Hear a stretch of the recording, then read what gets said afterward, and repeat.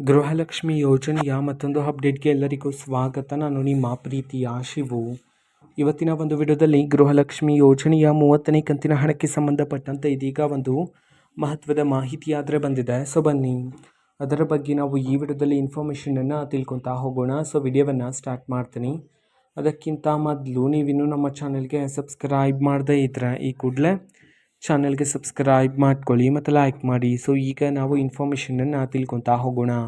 ನೋಡಿ, ಇವತ್ತು ಅಂತಂದರೆ ದಿನಾಂಕ 20/5/2026 ಇವತ್ತು ಗೃಹಲಕ್ಷ್ಮಿ ಯೋಜನೆಯ 30ನೇ ಕಂತಿನ ಹಣವನ್ನು ಈಗಾಗಲೇ ಬಿಡುಗಡೆ ಮಾಡಲಾಗಿದೆ ಮಹಿಳೆಯರ ಖಾತೆಗಾದರೆ.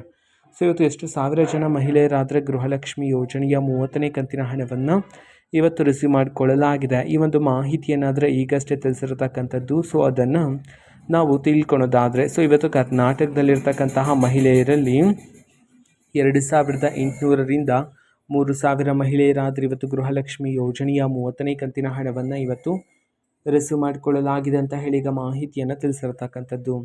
ಓಕೆನಾ. ಸೊ ಇದು ಇವತ್ತಿನ ಒಂದು ವಿಡಿಯೋ. ಇದೇ ರೀತಿ ಇನ್ನು ಹಲವಾರು ಯೋಜನೆಗಳಿಗೆ ಸಂಬಂಧಪಟ್ಟಂತೆ ಮಾಹಿತಿ ಬಂದ ನಂತರ ಆದಷ್ಟು ಬೇಗ ನಾನು ನಿಮಗೆ ಇನ್ಫಾರ್ಮೇಷನನ್ನು ತಿಳಿಸ್ತೇನೆ.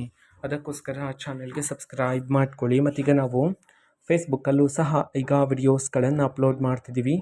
ಫೇಸ್ಬುಕ್ ಚಾನಲ್ ಲಿಂಕನ್ನು ಡಿಸ್ಕ್ರಿಪ್ಷನ್ ಬಾಕ್ಸಲ್ಲಿ ಕೊಟ್ಟಿರ್ತೀನಿ. ಕ್ಲಿಕ್ ಮಾಡಿಬಿಟ್ಟು ಫಾಲೋ ಮಾಡಿ. ಓಕೆನಾ. So thank you. ಬಾಯ್.